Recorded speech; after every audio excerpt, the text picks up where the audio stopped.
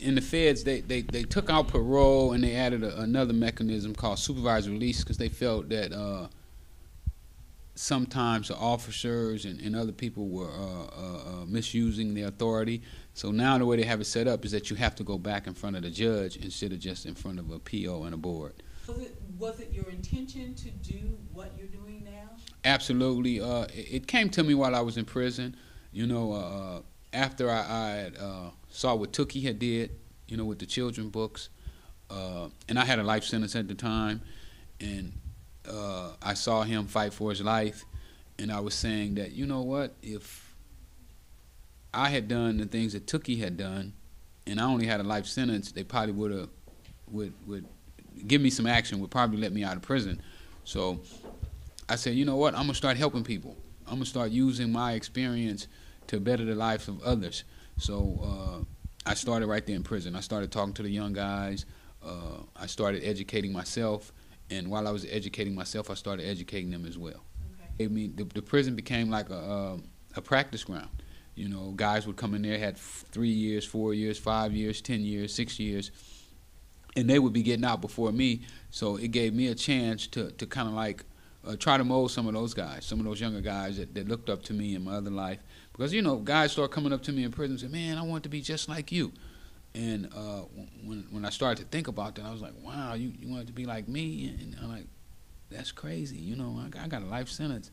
And you know, I was just started to tell them, you know, you got another opportunity. You know, you going home. So what are you going to do now? You can't be like me. You don't want to end up like this here. You don't want to be the only time you can see your family and hold your grandbabies is in the visiting room. You know, you got to want to do different. And you can do different. You know, you're smarter than I was. So it started in prison. And that's basically how I did my time. You know, I enjoyed it so much that it almost set me free. When I went to prison, I didn't have any money. Before I was released, guys that had gotten out, that I'd helped, used to send me money back to prison. Sometimes I would get $800 a month for my books because these guys were doing so well, and they appreciated the things that I gave them, the books I told them to read. What I did is I created a library, and then inside of prison I started a book club. Okay. And what I would do is I would make each guy put in $15 a month to the book club, and then I would take that money and send it to the streets and buy books. Okay. And then we would just rotate the books around, you know, for everybody to read. Because what I found out is that a lot of these books and these experiences, us as black men had never been exposed to. And when I started reading these books, they really like jarred my head, you know, like, wow, what were you thinking about? You could have been doing this instead of what you was doing, you know. Right now I have a trucking company that is you know, these past 3 weeks have been my best weeks. It's amazing.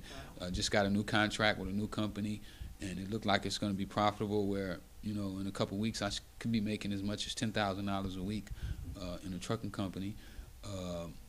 My internet company, freewayenterprise.com, I'm ranked right now I think 120, but sometimes I drop down to 78,000 in the U.S., in the top 200, maybe 250 in the world.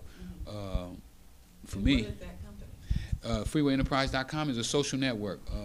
I built that to compete with Facebook. I think that I can be as big as Facebook one day with my social network. What else did I do? I started a film company. Right now I'm in the process. I'm working with the biggest commercial company in the world, a company by the name of MJZ Production. They're the biggest commercial company in the whole world, and I'm learning from them how to start my own commercial company. So I'm going to start a black commercial company that caters more to the urban market. Just, you know, just constantly creating opportunities and awareness to people that needed it. You know, I think that a lot of our children are in the position that they're in because they're not exposed. You know, a lot of these kids have never been to the beach. You know, they've never been to Beverly Hills.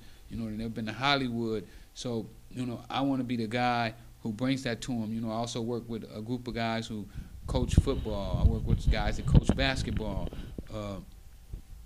I was working with another guy, Reggie Montgomery, who got killed last weekend in a car accident. We were going to start a baseball program. And I said, But now, obviously, in the process of speaking in public, you will come across people such as ex-felons. Absolutely. And so, in your release, you said that is one of the things that you cannot do is have contact with ex-felons. Well, what they said, it says associate with felons. Okay.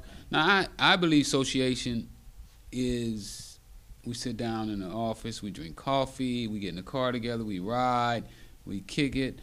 I don't believe associating with felons is me and you run into each other at McDonald's and we shake hands, or you call me once a year and say, hey, how you doing? I don't consider that association. You know, I don't consider this person an associate of mine. He's somebody that I know, but I don't consider that association, and they're saying that is association. Okay. I had one PO for about 8 months, and they felt that she was letting me do too much. You know, she's let me go to all the schools I wanted to. I went to Jordan, Locke, Dorsey, Horseman. So I'm just going everywhere. And I think they didn't tell me this, and she didn't say it either, but it's kind of like hinted, well, they think I'm letting you do too much. This is like the eye and why are they taking you off my case? And that was the kind of feeling that I got. When I talked to the supervisor, they said that, the office is just shifting over. We shifting caseloads and baze. So when this guy came on, he instantly started changing the rules and what I had to do. Oh, now you got to get we want the principal's signature on the request letter. It can't be from a teacher no more. If you want to go to a juvenile hall, it can't be one of the officers. It has to be the warden's letter directly from the warden. Just things like that, changing what was taking place, and then he constantly changed. And then, like, say, for instance, if I go out of town and speak, I go to a juvenile hall and talk to the kids. Well, at night, I go to a club. Because the club owners pay me to come to a club. They want me to come to a club. I don't go to clubs unless you pay me. So they pay me $1,000 or something. So then he said, okay, well, we don't know if you're going there for the party or for the kids. But then I try to explain to him what the club sponsored the trip. They paid my ticket. They gave me $1,000, $1,500, whatever it was, to make an appearance. That's how this is all possible. They're financing me doing this. And, just things like that there. And he just couldn't facet, me going to juvenile hall and it's just his whole thinking is just, when you come in with a mindset, I can't change it. Nobody can change it unless you want to understand. Right. And so, as soon as my situation is over, I'll be petitioning, going places, talking to people, because this is just another way of putting us back in prison, and for people, and for a prison that's already crowded. Aren't our prisons crowded enough already that you're gonna put somebody in jail just because they took a phone call from somebody in jail, or because they ran into somebody at the job that was a convicted felon? Come on.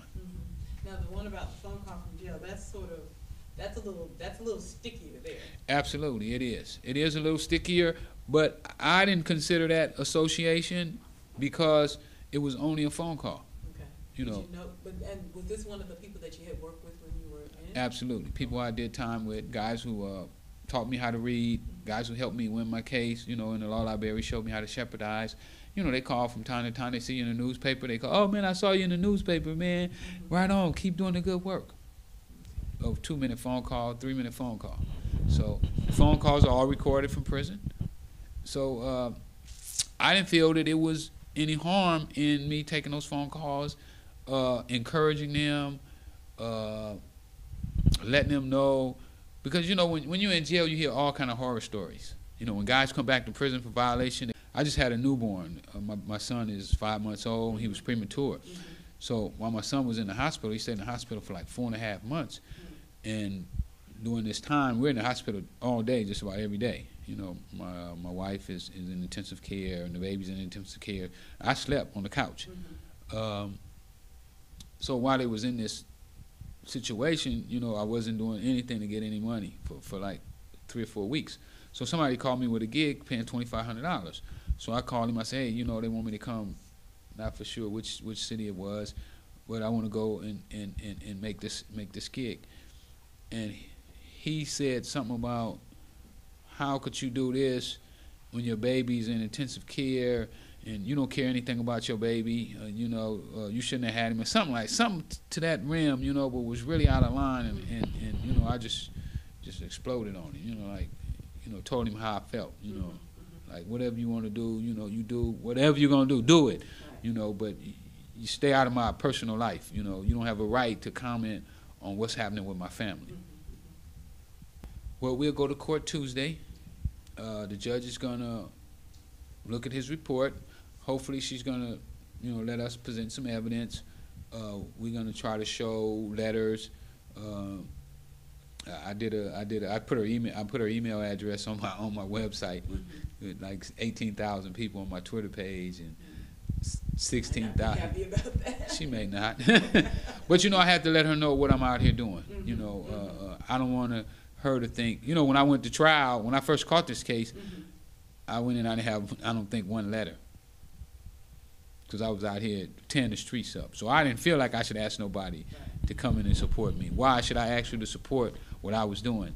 But now I feel like I'm doing right, so I don't mind asking people to show what I've been doing, And I didn't really like ask people to do it. I just say, if you feel that you want to write a letter, this is the address. If you feel I've been doing the right thing, do how you feel. But I'm not in my phone. I got 6,000 numbers in my phone. I haven't been in my phone texting everybody saying, write the judge, write the judge. I haven't done that. I'm not going to do it. People call me, ask me, hey, man, what's going on? I tell them, because 6 months ain't nothing no way. I mean, I can do 6 months on the handstand. I go in there and lift weights and read me some books. And when I come out of here, I'll be even better. But at the same time, I don't think that she should put me in just because this guy wants me in.